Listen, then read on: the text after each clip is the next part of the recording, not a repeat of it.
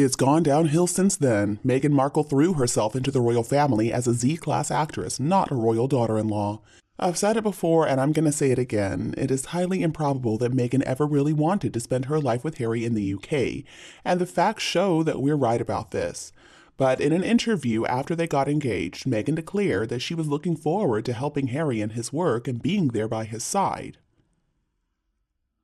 If in fact, though, she planned to leave as soon as she possibly could, then that was a big fat lie right off the bat.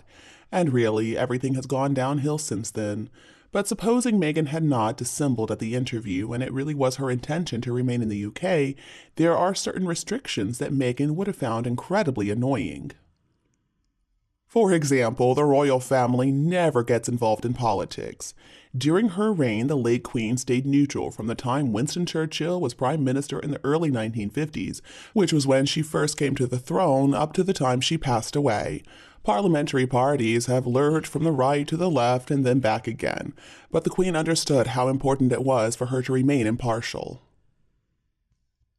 The late Queen was only human, so I'm sure in private she would make comments, but it's not like she can be seen by the public to be favoring one side over the other. It doesn't matter if she did disagree with their policies. Close members of the royal family also don't vote in elections for that same reason. It's important that the royal family remain neutral. They shouldn't be taking sides, and Meghan wouldn't have been able to appreciate that one little bit. Because that would have meant that she couldn't support Black Lives Matter or any other group that had political ambitions. It would also have been important for Meghan to attend state banquets and other formal occasions, and she would not have been allowed to share her personal views. It would not have mattered how much she despised the individual whose presence was being celebrated.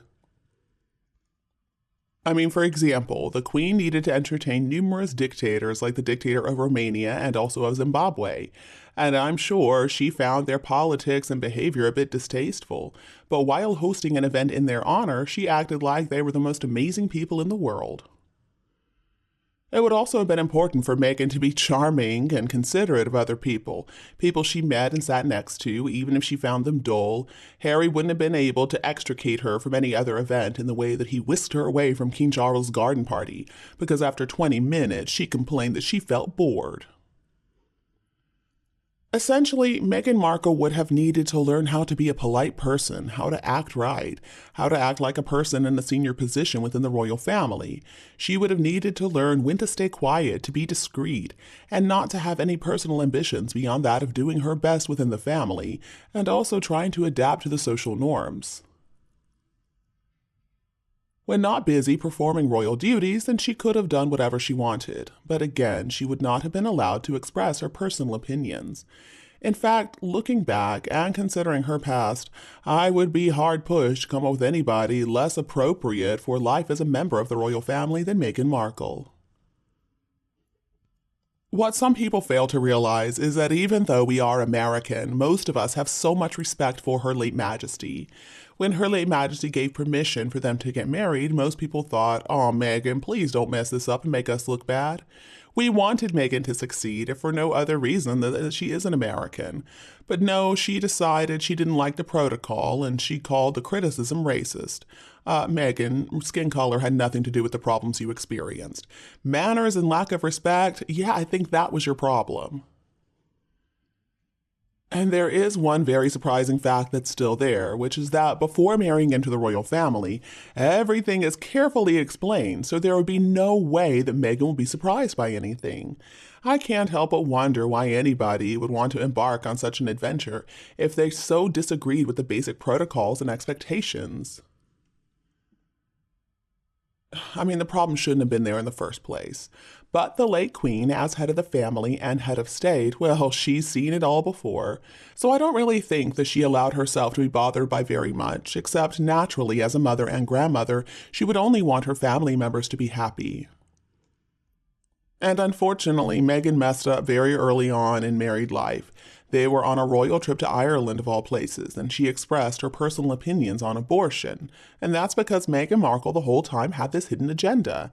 In today's social justice, cancel culture world, what an accomplishment it would be to shame and humiliate and forever damage the British monarchy.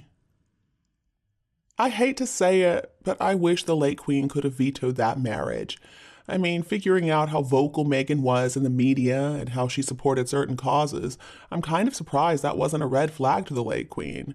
Meghan was busy scheming away basically as soon as she met Harry. She was making websites, she was hiring PR companies, etc. From the very beginning, Meghan just broke so many rules. I do wish the late Queen could have put Meghan in her place a little more.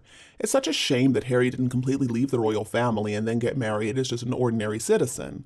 And now the people of Britain are hearing the two of them married 3 days before that £1,000,000 fiasco wedding.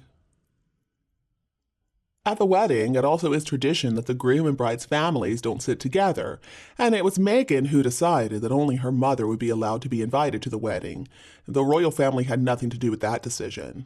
I'm guessing Doria was briefed before the day itself on what was going to happen, and she agreed to everything, and she was escorted out by Prince Charles. I also do not believe that walking in a procession is making Harry and Meghan less important. The Queen was always going to go first, followed by Prince Philip when he was participating, and then Charles and Camilla, and then William and Catherine, and then Harry and Meghan. That would make them the fourth most important people when they were working members of the family. And then basically Harry and Meghan could have felt happy because everybody else in the country would have been behind them. And then only if all 4 leading royals were there. When on their own, of course, they would have gotten to go first. I mean, it's not a lowly position at all. Meghan and Harry did have very clear roles. Harry had the Invictus Games sent to Bali, and he was made president of the Queen's Commonwealth Trust. That is such a big honor bestowed upon him by the late Queen. Meghan also had 4 patronages for herself, one of which was the Association of Commonwealth Universities, so she would have had her role while traveling around the world with Harry. And depending on how things went, she could have had many more. They would have enjoyed first-class travel all around the world, and they would have had so many amazing opportunities to do good for other people. But they didn't want to do that, and that was their choice. They wanted to leave that life and go off and chase some money. They don't even have a charitable foundation at this point, the money from which they could donate to their good causes. In fact, they've just lost their minds, if you ask me. She's going to do whatever she wants to do. Meghan Markle is never going to agree to follow protocol. While being a royal probably is not all fun and games all the time, Meghan was warned beforehand. But see, being in the spotlight as a royal, it gave her international attention. It was so much better than just being a D-list cable TV star.